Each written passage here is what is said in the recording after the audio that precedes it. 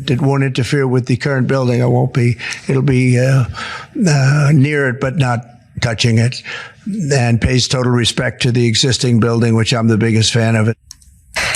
I hate to say this, but you are looking at a live picture of something that's actually happening. The destruction of the East Wing of the White House. Demolition taking place right now at the White House on Donald Trump's orders to make space for Donald Trump's 90,000 square foot ballroom. That number doesn't even make sense if you're a human living on Earth 1, but it is bigger than everything that is on the complex now. Almost twice as big. Our colleague Von Hilliard first reported on Monday on this show that the entire East Wing will be torn down in this demolition. We're now seeing what that means and what that looks like. And to say these are upsetting views of the destruction of the people's house might be an understatement. If you've ever been to Washington on a field trip or wanted to go after watching Forrest Gump or The American President or the movie Dave, or just thought it was one of those things that would kind of always be there. New York Times is reporting this hour that the demolition will be done. They'll be done destroying the East Wing by the end of the weekend.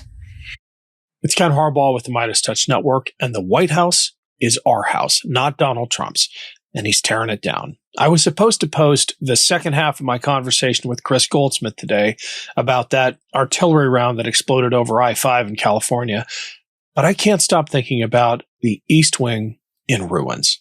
I've been to the White House a few times, usually for meetings about veterans issues. I always entered through the East Wing. That's where visitors come in. School groups, military families, citizens lucky enough to get an invitation. It's the part of the building that still feels like it belongs to the American people, or it did. Now it's rubble, twisted rebar, broken concrete, bulldozers where history once stood. The symbolism could not be starker. As Donald Trump tears apart the institutions of our democracy, he's literally demolishing the one part of the White House that was most open to the public. Just look at what he's doing right now to the White House. That is, of course, the people's house. It's our house as Americans, as citizens. There it is. The residence of every president since John Adams in 1800. And that is more destruction the White House has seen since the troops for the British Crown burned it down the War of 1812. The East Wing has seen more than a century of American life. Teddy Roosevelt built it to handle the growing demands of the presidency, but it quickly became something more. During World War II, workers dug beneath it in secret to build the bunker meant to keep our government alive if Washington was ever attacked. Since then, it's been the workspace for first ladies who shaped the country in quiet but lasting ways. Eleanor Roosevelt holding press conferences for women reporters when no one else would give them the time of day. Jackie Kennedy protecting and restoring the White House itself as a living record of our history. Rosalind Carter fighting for mental health reform decades before that was mainstream. The East Wing carried the country through wars, crises, assassinations, and moments of grace as well. It's where presidents and their families gathered before funerals, where foreign dignitaries were welcomed, where generations of Americans began their White House tours. It has been the living, working link between the people and the presidency. And now it's disappearing before our eyes, not after public hearings or historical reviews, but in secrecy, before plans were even filed, all to make room for a 90,000 square foot ballroom bearing one man's name. The current renderings of the privately funded ballroom are very much a reflection of Trump's style. Gold and crystal chandeliers, gilded Corinthian columns, these gold floor lamps, checkered marble floor. We're building a ballroom. They've wanted a ballroom for 150 years, and I'm giving that honor to this wonderful place. We'll have the most beautiful ballroom in the country. So you'll have drinks, cocktails, everything on this floor. And then they'll say, welcome to dinner. You walk into the ballroom, Mr. Senators, and you're going to see a ballroom the likes of which I don't think it'll be topped. Trump promised this ballroom wouldn't touch the existing structure. He said it would, quote, show total respect for the White House. His word, as always, means nothing. The National Trust for Historic Preservation is warning in a letter sent yesterday that the planned 90,000 square foot ballroom, quote, will overwhelm the White House itself, which is about 55,000 square feet. According to the White House website, all public tours are suspended indefinitely due to Trump's construction. We're told this new monstrosity will be, quote, paid for by me and some friends of mine. Yeah, right. We're told this is about modernization, but it isn't modernization. It's desecration. It's the destruction of living history to make room for a vanity project. And the Republican leadership, the ones who never miss a chance to lecture the rest of us about patriotism and tradition, they've said nothing, not one word. The same people who lose their minds if a Democrat touches a Confederate monument are watching quietly while Trump flattens a wing of the People's House. Their silence says everything.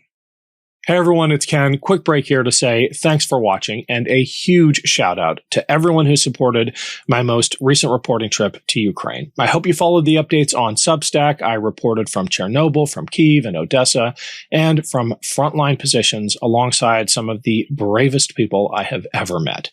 If you haven't yet signed up for my Substack, please check it out. It's free to join. The link's below. Thanks. What's being destroyed isn't just a building, it's memory. It's the physical evidence of our shared story. You can't digitally preserve that. Nothing can replace the feeling of walking those halls, of knowing you're in a place where history happened. This isn't an argument about architecture or taste. It's about who owns this country. The White House isn't a set piece for one man's self-promotion. It's not a stage for his next fundraiser. It belongs to all of us. When a president treats it like a personal trophy, he's not just defacing a building, he's insulting the democracy it stands for. My memory of the East Wing is that it wasn't flashy or ornate like other parts of the White House. It represented quiet service, the kind of duty that doesn't make headlines, but keeps the republic running. To tear it down for a ballroom and to do it in secret, again, the symbolism hits you like a ton of concrete. So yeah, I'm angry. Angry at the arrogance, the lies, and the silence. Angry that so many who call themselves patriots are fine with watching history bulldozed to feed one man's ego. Because if we don't push back, if we let the East Wing vanish without protest, then we're saying that nothing is sacred, that the People's House can be turned into a palace, subject to the whims of one man.